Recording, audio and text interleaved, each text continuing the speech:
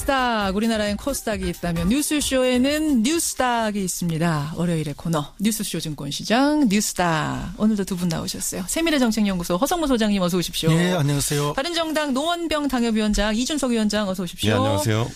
지난주에는 구두를 짝짝이로 신고 오셨는데. 와가지고 이게 아침에 방송하다 보니까 가끔 집을 나올 때는 굉장히 어두울 때가 있잖아요. 그래서 그래도 그렇죠. 어떻게 제 짝을 못 잡고 그렇게 신고 오셨어요? 모르다 도착해서 뭔가 발이 불편해서 살펴보니까 이게 높낮이가 안 맞는 다른 신발들을 신고 왔습니다. 제가 방송에서는 얘기 안 했는데 그게 네. 기사화가 됐더라고요. 나중에 어떻게. 저도 너무 허탈해가지고 제가 사진을 찍어서 올렸는데 그걸 또 제가 자진 납세했습니다. 오늘은 제 짝 신고 오셨죠? 네, 오늘은 철저하게 아침에 불 켜고 확인하고 왔습니다. 일상으로 돌아가고 있는 이제 이준석 위원장. 요즘 방송 출연이 부쩍 많아진 허성무 소장님. 네. 김현정의 뉴스쇼를 통해서 보석을 발견했다 이런 평가가 막 여기저기서 쇄도합니다. 아, 그래요? 저도 몰랐습니다.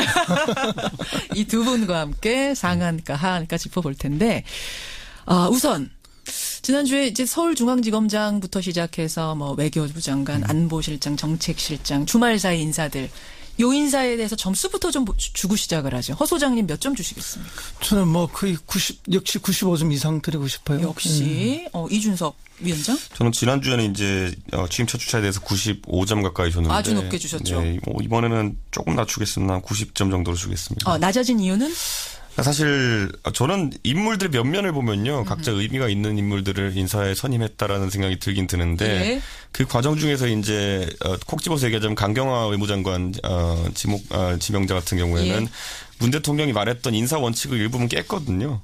그 말은 뭐냐면 뭐 여러 가지 위장전입 문제라든지 이런 그렇죠. 것들. 그 문 대통령이 특히 그 후보자 시절에 거명했던 5대 어떤 이런 원칙에서 못 맞는 부분이 있음에도 불구하고 능력 위주 인사를 이제 한 것인데. 네.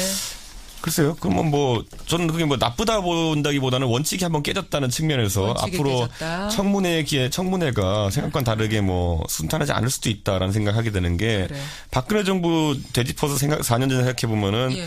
그때도 딱히 법으로 문제되는 건 아니었는데 예를 들어 김종훈 미래부 장관 내정자 같은 경우에 본인이 미국 국적을 가졌던 것이 문제돼가지고 낙마하기도 하고 그때부터 많이 꼬이기 시작했거든요. 그러니까 저는 원칙을 깼다는 점에서 외교장관. 그러니까 얼마나 이게 원칙을 깨는 게 정부 입장에서 부담이스러웠으면은 자진 신고를 했겠습니까? 먼저 말을 했어요. 발표를 했어요. 위장 전입했습니다. 한 거 알고 있습니다라고. 네, 근데 그 국민 정서상 자진 신고를 한다고 해서 이게 또 그러면 지금까지 그것 때문에 낙마한 수많은 인사들과 형평을 따져봤을 때 자진 신고한다고 용서가 될 것이냐? 용서라기보다 넘어가는 문제냐 순탄하게. 5대 원칙이 뭐였냐면 병역, 부동산 투기, 세금 탈루, 위장 전입, 논문 표절 이런 인사들은 고위직에서 배제하겠습니다. 이게 공약이었거든요. 허 소장님. 맞습니다. 그게 이제 깨진 거라서. 과거에 우리 이런 표현도 있지 않습니까?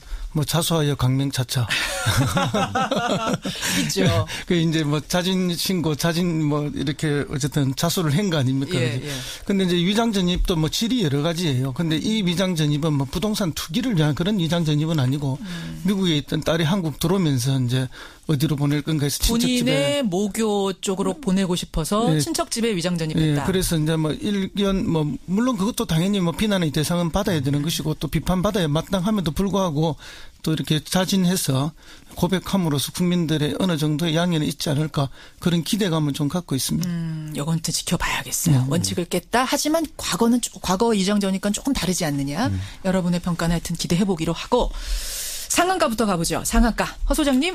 예, 지금 방금 말씀하신 것처럼 인사 태풍이 몰아치고 있는데요. 너무나 이제 많은 훌륭한 인물들이 나오고 있지만 대개의 특징이 보면 스토리가 다 있는 인물들을 주요 직책에 지금 앉히고 있는데 그 중에서도 이제 좀 눈여겨볼 사람이 장하성 정책실장이 아닌가. 장하성 청와대 정책실장, 장하성 교수, 이준석 위원장 상한가.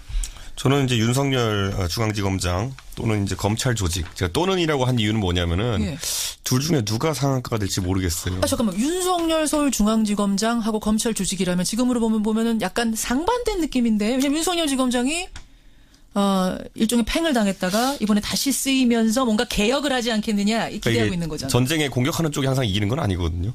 그러니까 방어전으로 이제 검찰이 아마 검찰 조직이 치를 텐데 이게 방어전이랑 기득권 방어 논리 이런 건 둘째치고 지금 검찰 같은 경우에는 상당히 좀 억울한 부분도 있을 겁니다. 예를 들어 최근에 있었던 돈봉투 감찰이라든지 이런 부분에 대해 가지고 여론이야 굉장히 검찰이 나쁘게 이렇게 묘사되어 있지만은 사실 이걸 관행이라고 또 묘사하기도 했는데 문제가 뭐냐면 실제로 이제 관행이 맞거든요. 근데 잘못된 관행이죠. 그렇죠, 그런데 그렇죠. 이것을 가지고 이제 어떤 인사 태풍까지 이제 몰아치려고 하니까 아마 그 부분에 대해서는 검찰도 한 거를 좀 할 겁니다, 제 생각에는. 그래서 윤석열이냐 아니면 검찰 조직이냐 누가 상한가 될지 모르겠다. 네, 예. 자, 그 얘기 잠깐 두고 그러면 장하성 실장 얘기부터 좀 해보죠. 정책실장.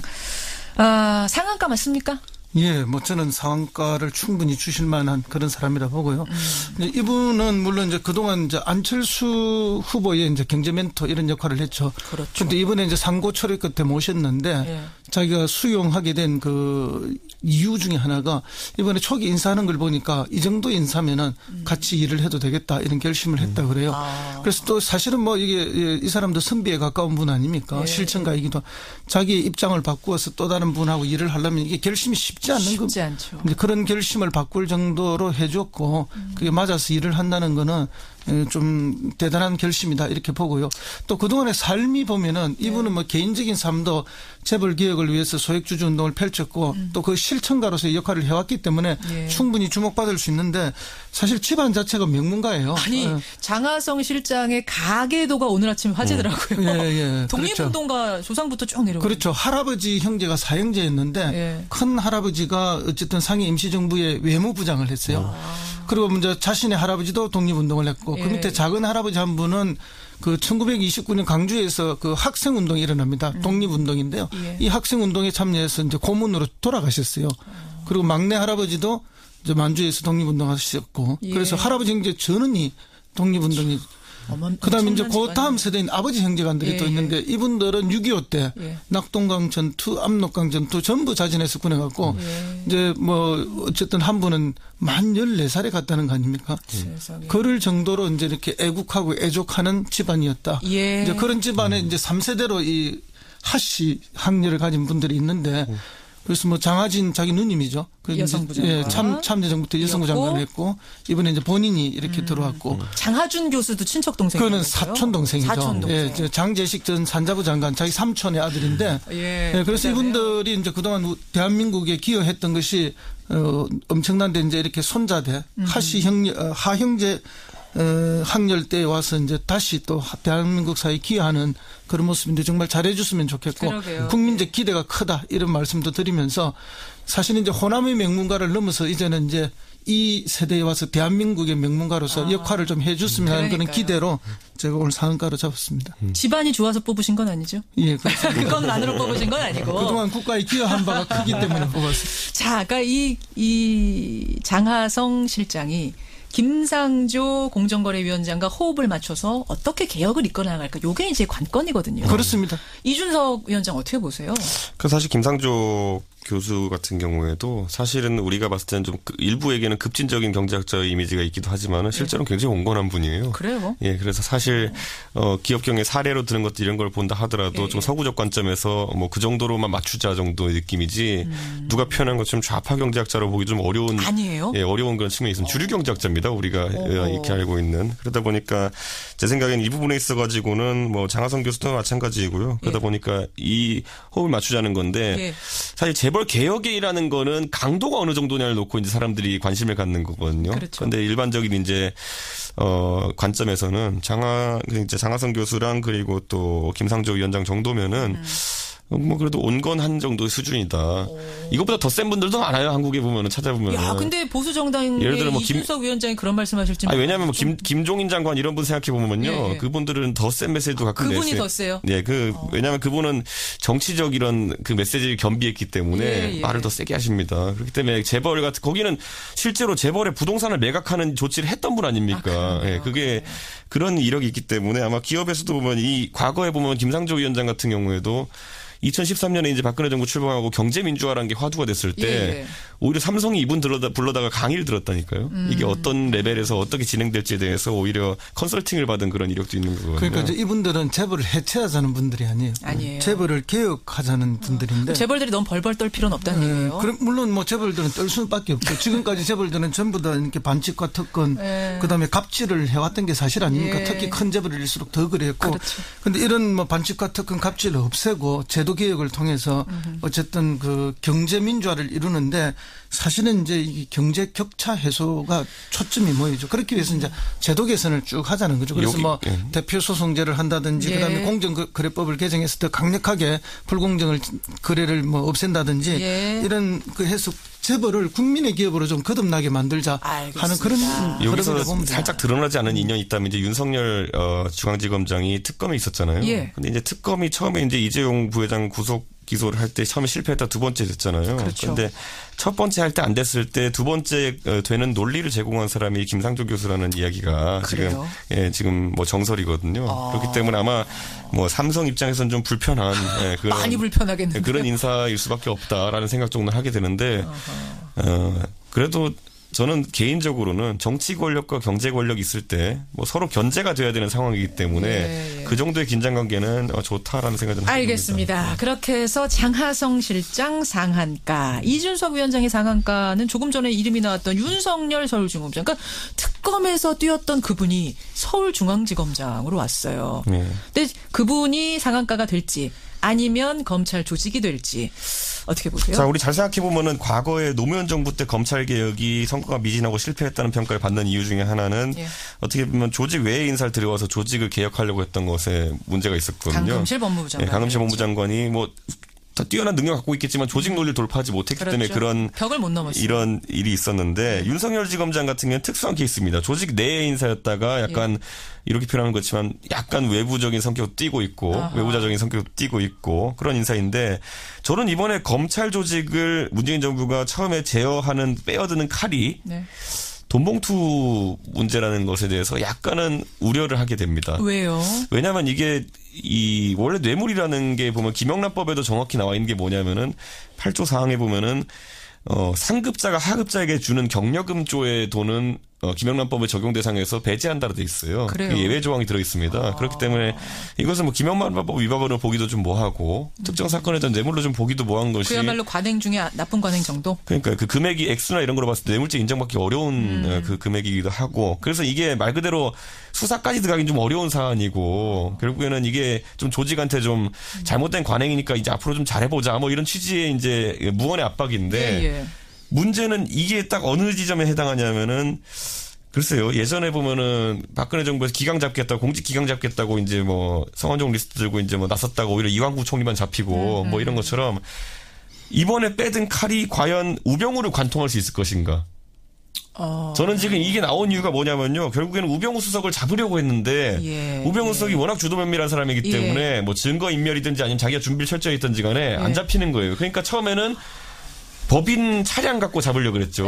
그렇죠. 그 다음에 나온 것들 보면 뭐 특검이 가가지고 우리가 밥은 다 해놨으니까 이게 전자레인지 돌리기만 하면 밥이 될 거다. 검찰한테 넘겨줬는데. 검찰 넘겨줬는데 구속이 안 됐잖아요. 잡았어요. 안 됐잖아요. 그러니까 이번에는 또 그럼 우병우 사단이라고 불리는 사람들의 어떤 이런 만찬? 관행적인 돈봉투를 가지고 이제 이걸 잡으려고 한다는 것이 사실 쉽지는 않은 거거든요. 그러니까 오히려 저는 약간 걱정되는 게 뭐냐면은 이 이면에는 실제로는 그럼 우병우 수석이나 아니면 그 사단을 잡을 수 있는 수단 자체가 없다는 것을 좀 증명하는 거 아니냐라는 생각이 들어서 약간 이 검찰 개혁이 오히려 보이는 것과는 다르게 어려운 지금 거 아니냐. 그러니까 사실 검찰 조직을 잡으려면 이 사람들이 얼마나 논리적이고 또 조직 방어 논리가 치밀한 사람들입니까? 거기에 대해서 관행적으로 돈봉투 50만 원, 100만 원 주고받는 거 갖고 이 조직을 뭐 어떻게 개혁할 수 있느냐라고 했을 때는 회의적이다. 좀 약간 빼든 칼이 이것도 빵칼이다라는 생각이 들거든요. 저는 이게.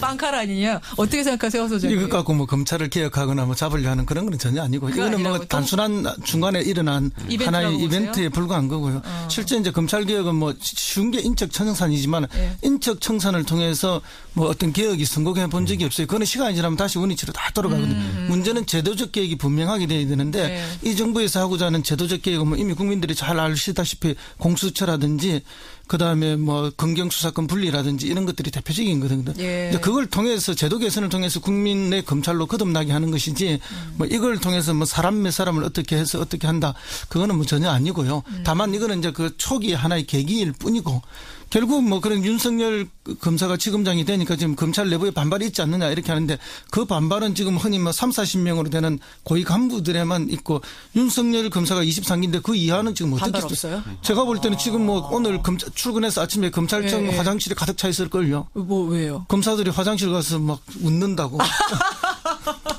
좋아가지고 잘 그렇죠. 됐다고. 일선 검사들이야 뭐 이번에 그래 우에 쭉 옷 벗고 나가주면 다 승진해야 될 건데. 승진 줄줄이 할 텐데. 저는 이번에 그래서 5개 수납하기 했습니다. 저는 제가 이번에 이 인사들을 보면서요. 아까 제가 살짝 운을 띄웠는데 김상조 교수 영입한 것이랑 그리고 윤석열 지검장 임명한 걸 보면서 이 둘이 그럼 공통적으로 지금 가지고 있는 과제가 뭘까 생각했을 때 뭐예요? 그리고 박근혜 대통령 뇌물죄 입증에 대한 부분 그거를 잘 처리하자라는 의미가 아주 강조된 인사라 보고요. 왜냐하면 이 둘 다 그 실무자들 아닙니까? 아까 제가 말했듯이 한 분은 논리를 제공했고 한 분은 실제 파트너였네요. 수사를 담당했기 때문에 윤석열 지검장에게 주어진 미션은 이 수사 과정에서 어쨌든 철저하게 수사가 이루어지도록 해라 정도의 아주 국지적인 미션이고 오히려 제가 봤을 때는 검찰 개혁 담당자는 여기가 아닐 것이다. 컨트롤 타워가. 윤석열 지검장이 그쪽을 신경 쓰기보다는 오히려 내부를 좀 다독이는 역할을 하지 않을까. 그러면 누구? 그거야말로 이제 조국 수석의 역할에 달린 것이 아닌가라는 생각하게 됩니다. 오늘 인선 얘기하다 보니까 하한가 못할 것 같아요. 하한가 다음 주에 해야 되는 거 아닌가 모르겠는데. 근데 누군지라도 좀 들어보죠. 네. 허성모 소장님 하한가?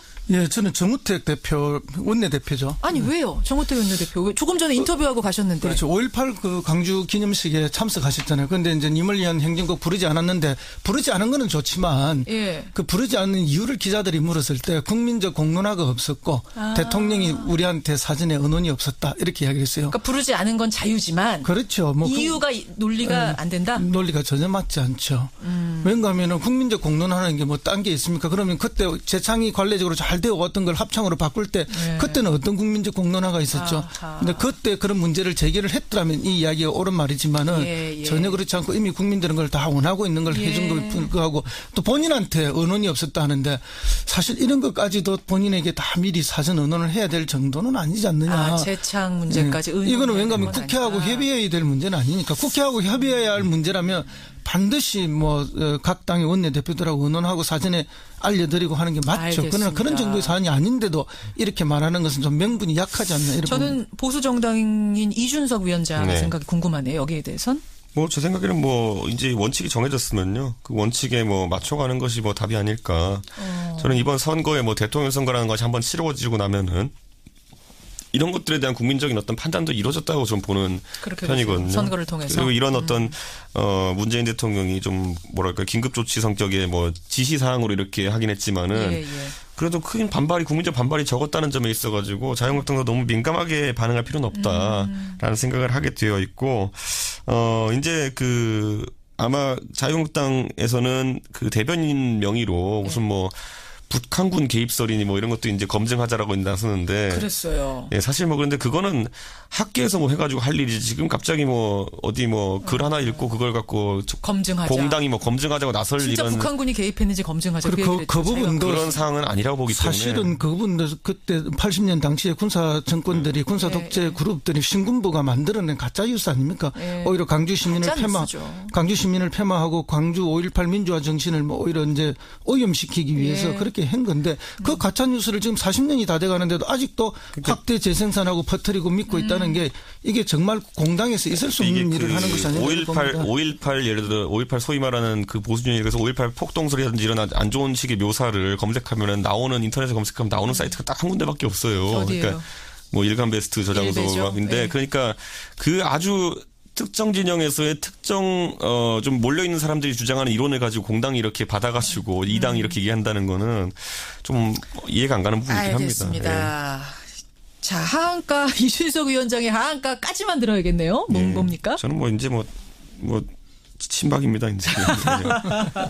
친박이 왜 하한가로 뽑혔는지 정우택 원내대표와의 인터뷰를 통해서 서로 여러분들도 다 이해하셨을 거예요. 심지어 홍준표 추대론이 나오는 정도까지면요. 그러니까요. 제 생각에는 지난번에 제가 조원진 후보 0.1%도 엮어서 얘기를 한번 한 적이 있는데 이제 거기에 기대서 표를 얻으려고 하는 정치인이 없을 겁니다. 제가 봤을 때는. 친박이라는 것에 기대서? 그러니까 지금까지도 그렇게 뭐라고 해야 될까요? 최순실 사태 국면에서 보면은 진심으로 친박이었던 사람이 있나 싶을 정도로 이제 좀 국면이 가긴 했지만은. 요거 하나만 그럼 확인할게요. 친박이 사라질 거라고 보십니까? 역사 속에서? 저는 박근혜 대통령의 사법 처리 결과에 따라서 조금은 이제 대구 경북 지역에서 특수하게 이제 다를 수 있다 보는데 전반적으로는 이제 좀 그 후광에 기대려고 하진 않을 겁니다. 예. 하성우 소장님도? 저는 뭐 여전히 대구 경북에서는 오히려 더 신화화되어서 살아남을 거라 봅니다. 좁지만 더 강하게? 그렇군요. 자, 이렇게 오늘 뉴스닥 보도엔 상한가 보도엔 장하성, 윤석열 또는 검찰 조직, 하한가 보도엔 정우택, 친박 올리면서 두 분과 인사 나누죠. 다음 주에도 신발 제대로 신고 오시고. 예. 고생하셨습니다. 네, 감사합니다. 허성무, 이준석 감사합니다. 두 분이었습니다.